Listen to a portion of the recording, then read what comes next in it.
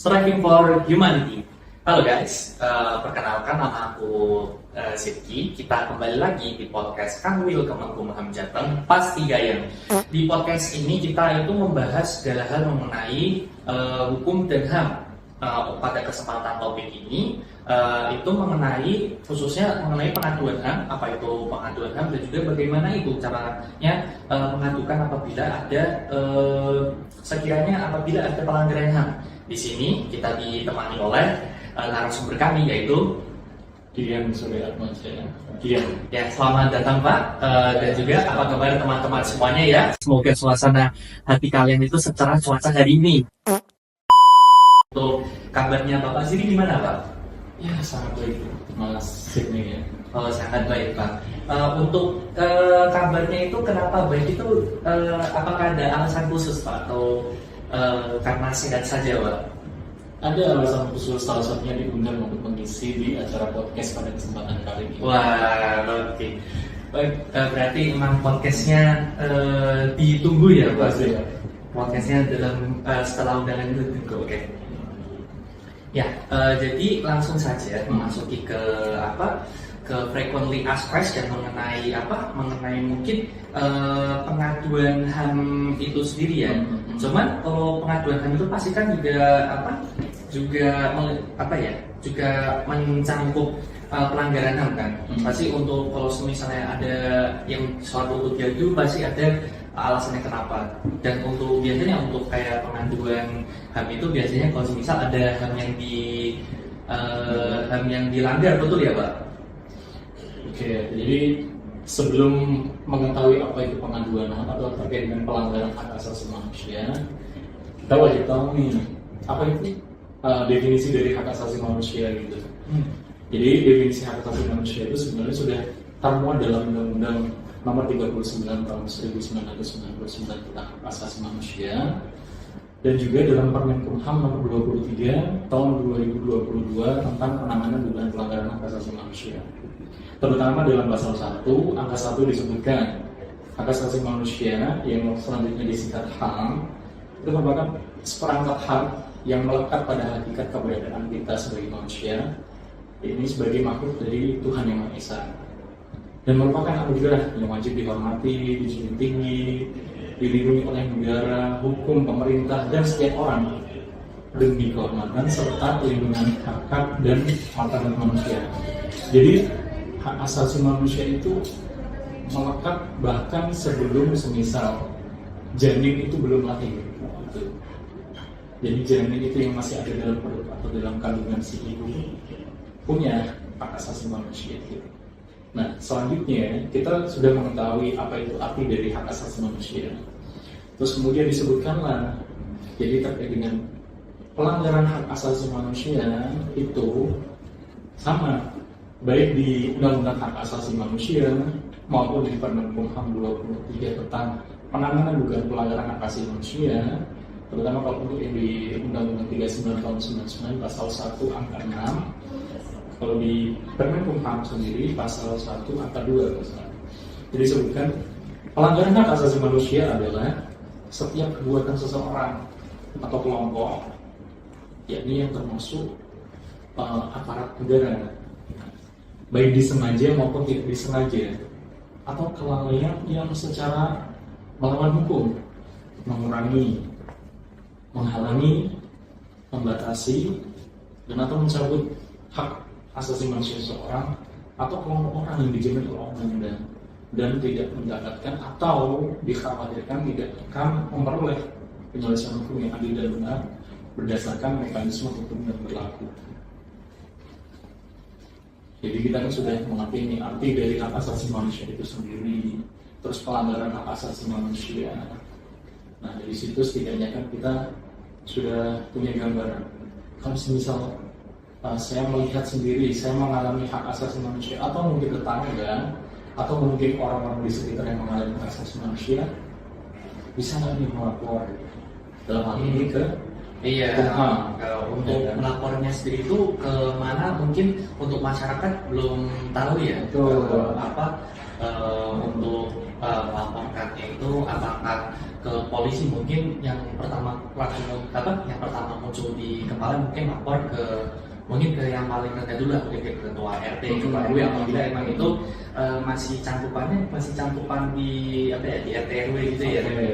Berarti kalau semisal ini sebagai gambaran ya terkait dengan dugaan pelanggaran hak asasi manusia dalam lingkup rumah tangga, semisal kekerasan dalam rumah tangga, kekerasan dalam rumah tangga yang dilakukan oleh seorang suami, karena dominasi yang melakukan kekerasan itu adalah suami, dan istri sebagai korban bisa dilaporkan melalui RT.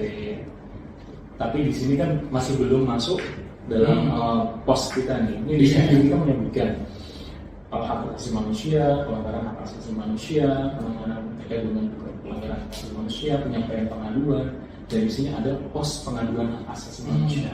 Pos inilah yang nanti dijadikan wadah atau bentuk dari eksistensi pemerintah, eksistensi pemerintah dalam terkait dengan penanganan dugaan pelanggaran hak asasi manusia.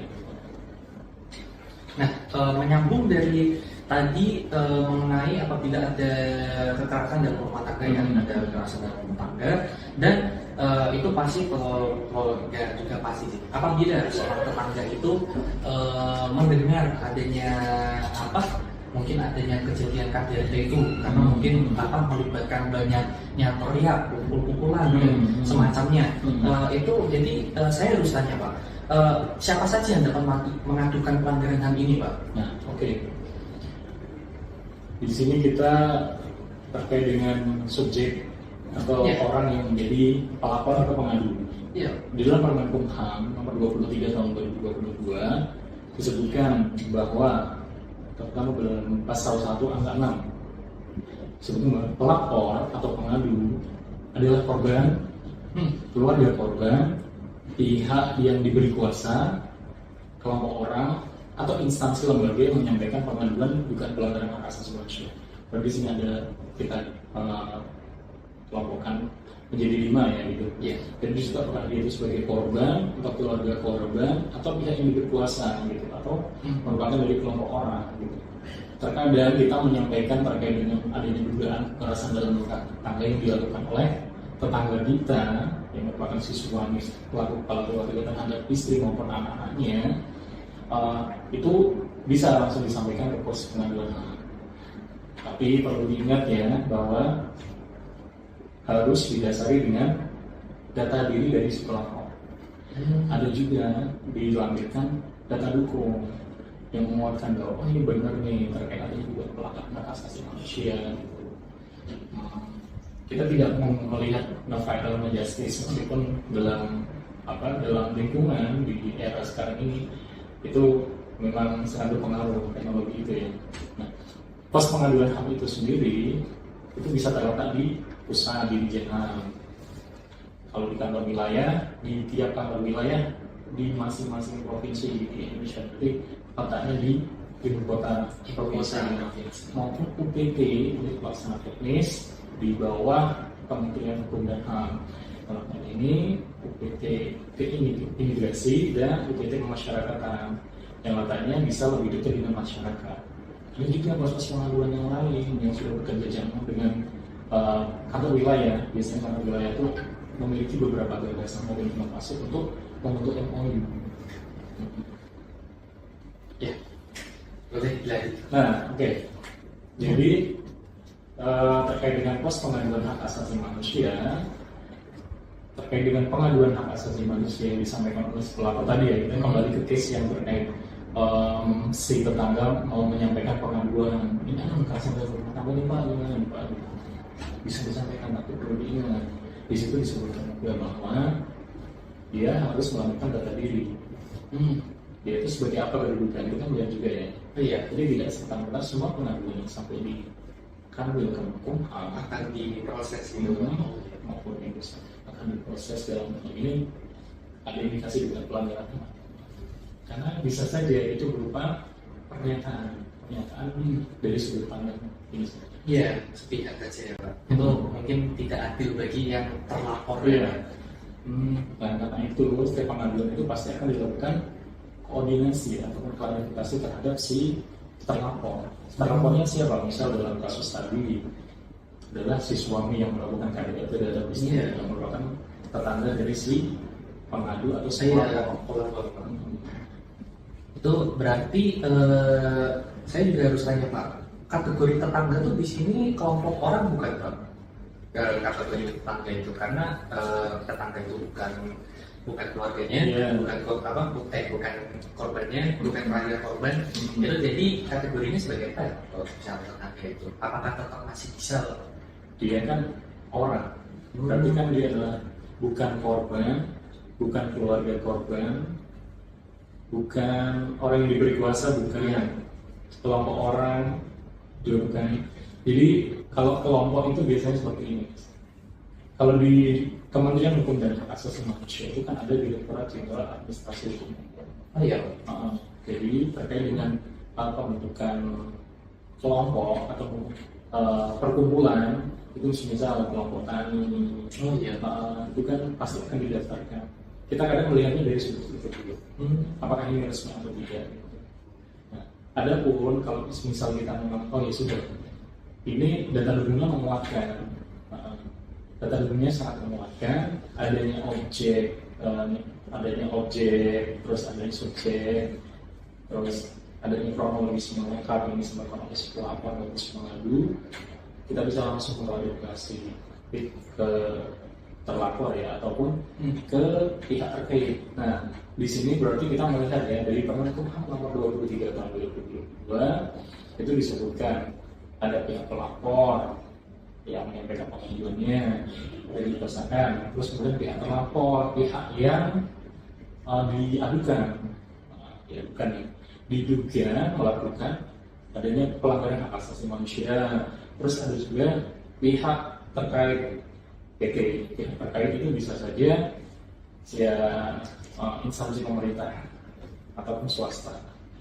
Kalau di Kanwil Kemenkumham sendiri, kita pasti akan berkoordinasinya lebih ke instansi pemerintah. Kenapa bisa terjadi suatu bentuk pelanggaran hak asasi manusia? KDRT, sebutannya sempit ya. Kita naik lagi, misal terkait dengan karyawan yang tidak dibayarkan haknya, dia sudah lembur. Mungkin dalam 1 bulan beberapa kali. Tapi ketika pada saat pembagian haknya, pembagian upahnya ataupun pembagian gajinya, dia hanya menerima normalnya. Terus kemana haknya gitu? Ya perusahaan tidak memberikan informasi apapun atau mungkin menyembunyikan. Nah ini kita masuk nih. Tapi kalau misalnya tadi itu bisa nggak? Bisa, kita bisa masuk. Tapi harus buat dulu ya kita ini sampaikan dulu. Berarti itu harus sesuai syarat ya Pak. Syaratnya itu tadi ada identitas pelapor dan juga dokumen pendukung terkait yang peristiwa yang ingin dilaporkan itu ya Pak. Asalkan ada 2 itu bisa melakukan laporan mengenai juga pelanggaran ya Pak. Iya. Semuanya bisa menyampaikan laporan atau pengaduan terkait dengan pelanggaran hak asasi manusia. Bisa melalui tadi saya baru sebutkan pos pengaduan hak atau juga melalui aplikasi Simasam. Melalui aplikasi Simasam. Ya, sistem informasi yang Komnas.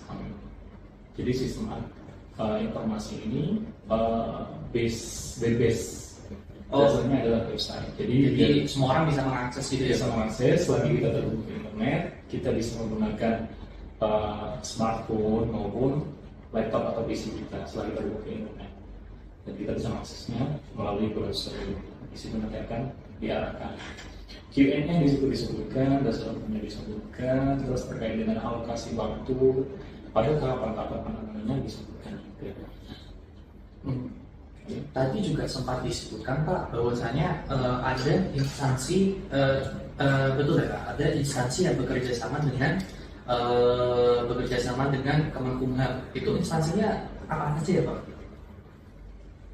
Pada dasarnya kita kan sebagai lembaga eksekutif. Iya. Nah, Kementerian Hukum dan Hak Asasi Manusia itu merupakan kementerian yang merupakan bagian dari eksekutif, dan pemerintah daerah itu adalah partner kita. Biasanya partner kita itu kan pemerintah daerah, ada juga yang sektor-sektor lembaga hukum, lembaga berbadan hukum, contohnya CPTT yang itu kan penerbitan izinnya juga dari Kemenkumham, dari izin ahli.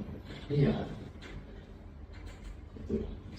Nah, terus kalau untuk kerjasama, ada kerjasama kita dengan semisal di kanwil,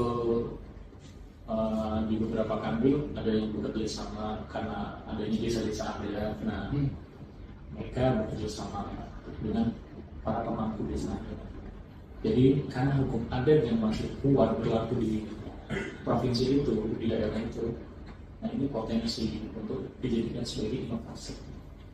Dan ini sudah dikukuhkan sih, setahu saya. Berarti lebih ke pengintegrasian hak asasi manusia pada katakanlah emang society yang dituju gitu ya Pak. Karena tadi masyarakat adat kan juga disebutkan bahwa memang budaya adatnya itu kuat dan itu mungkin memang enggak sejalan dengan hak asasi manusia. Jadi itu perlu adanya pengintegrasian hak asasi manusia di situ ya Pak. Apalagi melalui kata-kata tadi dengan kerjasama itu ya Pak. Iya. Ya dari situlah dijadikan sebagai inovasi kita. Inovasi. Betul ya. Meskipun tidak semua di tiap provinsi itu ada yang namanya desa adat, atau mungkin desa-desa yang masih melestarikan hubungan adat. Pasti ada di provinsi-provinsi, misal di Papua ya. Di Papua itu kan mereka masyarakatnya sangat patuh terhadap para pemuka agama, para pendeta-pendeta yang sangat dihormati. Terus di Bali juga ada yang sangat dihormati juga. Kita pasti pernah ke sana juga. Di sana banyak desa adat, ada pemangku adat yang pasti jauh sangat dihormati. Dan kasus-kasus terkait dengan pidana itu minoritas dalam selesaikan di sana. Berarti apa memang masyarakat adat itu jadi apa ya? Jadi apa? Salah satu fokus ya Pak? Merupakan salah satu bagian dari apa ya, target kita. Selain adanya bisa penyandang disabilitas, terus lansia juga, terus masyarakat pada umumnya. Dan juga saya dengar juga itu ya perempuan ya Pak. Jadi sebagai apa yang jadi katakanlah target masyarakat ya Pak. Jadi makanya itu jadi salah satu fokus ya Pak. Oke. Kalau di sini kan kita tidak kalau di hak itu kan ada hak yang terkait dengan hak perempuan. Hak perempuan itu memang dipisah. Dipisah. Benar tadi dibilang. Karena perempuan dan anaknya kan masuk dalam kelompok rentan. Yang tadi sebutkan ya. Kelompok rentan di antaranya kan perempuan, anak, lansia dan penyandang disabilitas. Ini yang menjadi apa, salah satu prioritas. Kenapa di setiap bentuk pelayanan pemerintahan pasti ada tempat prioritas. Ada yang tempat duduk dan semacamnya itu ya Pak. Jadi saya selanjutnya tuh harus bertanya Pak, untuk masyarakat ini untuk alur penanganannya itu bagaimana ya Pak? Ya Pak, untuk alurnya sendiri itu bagaimana ya Pak? Ya, untuk alur penanganan pengaduan ini langsung saya sebutkan saja ya. Jadi alur pengaduan itu pengaduan masuk dari pelapor atau pengadu, kemudian petugas pos pengaduan itu menerima pengaduan dari si pelapor atau pengadu. Petugas pos itu fungsinya tidak menganalisis, tapi petugas menerima, terus menginput, terus memeriksa terlebih dahulu, terus kemudian menginput ke aplikasi, terus kemudian menginformasikan kepada si pengadu atau pelapor apabila ada informasi selanjutnya hasil dari tindak lanjut terkait dengan pengaduannya. Baru kemudian dilanjutkan pemeriksaan berkas. Nah, pemeriksaan berkas ini membutuhkan waktu selama 5 hari kerja. Ada juga tahapan selanjutnya itu adalah identifikasi kewenangan. Di sini disebutkan apakah izin HAM atau mengambil Kemenkumham itu berwenang atau tidak terhadap pengaduan yang disampaikan, maka disampaikan informasi pada si pelapor. Yang sebelumnya apabila pemeriksaan berkas selama 5 hari kerja itu sudah dianggap lengkap, maka akan naik eskalasi ke identifikasi kewenangan. Tapi apabila data itu atau dokumen itu kurang, maka akan dibuatlah surat informasi kepada si pelapor pengadu agar merampungkan selama 10 hari kerja. Dan apabila selama 10 hari itu tidak dipenuhi, maka pengaduan dianggap dicabut. Oke. Terus kemudian tindak lanjut setelah identifikasi ada tindak lanjut dari Kanwil Kemenkumham Jateng nih dalam hal ini ya, itu membutuhkan waktu selama 60 hari kerja. Itu bisa berupa koordinasi, klarifikasi, atau pemeriksaan lapangan maupun discussion yang menggunakan stakeholder gitu. Nah, lanjut ke selanjutnya itu kita akan mengeluarkan produk yang namanya surat rekomendasi. Rekomendasi dari kantor kemenkumham itu untuk pemerintah daerah misalnya di tingkat provinsi maksimal. Namun apabila tidak ditindaklanjuti juga oleh pemerintah daerah di tingkat provinsi maksimal, eskalasi sampai ke Direktorat Jenderal untuk disampaikan rekomendasi ke kementerian lembaga terkait. Nah, apabila tidak juga ditindaklanjuti maka akan direkomendasikan ke Presiden Republik Indonesia. Terus kemudian bagaimana ya kalau semisal masa menyampaikan pengaduan, apakah di sana itu dipungut biaya tidak? Enggak sama sekali. Di sana gratis, ya, tidak ada biaya sama sekali. Terus bagaimana kalau semisal penyampaian pengaduan, apakah saya harus bolak-balik ke pos pengaduan? Bisa menyampaikan ke aplikasi Silinda atau melalui chatbot helpdesk-nya Kanwil Kemenkumham, apabila lewat Kanwil, atau bisa juga lewat helpdesk-nya di Ijen-Ham, apabila lewat Ijen-Ham. Terus bisa pengaduan itu sudah saya sampaikan dicabut, Pak? Bisa banget dicabut. Seperti yang saya sebutkan, apabila kelemahan administrasinya itu kurang selama 10 hari kerja tidak dilakukan oleh si pelapor atau pengadu, maka dia akan dicabut otomatis. Terus kemudian apabila memang ini mencabut secara kesadaran dari sampaikan saja melalui email maupun ke pos pengaduan itu sendiri. Oke. Baik, untuk itu saja pertanyaannya. Terima kasih pada Pak-Dian, dan juga jangan lupa untuk stay tune, like dan subscribe. Terima kasih. Dah.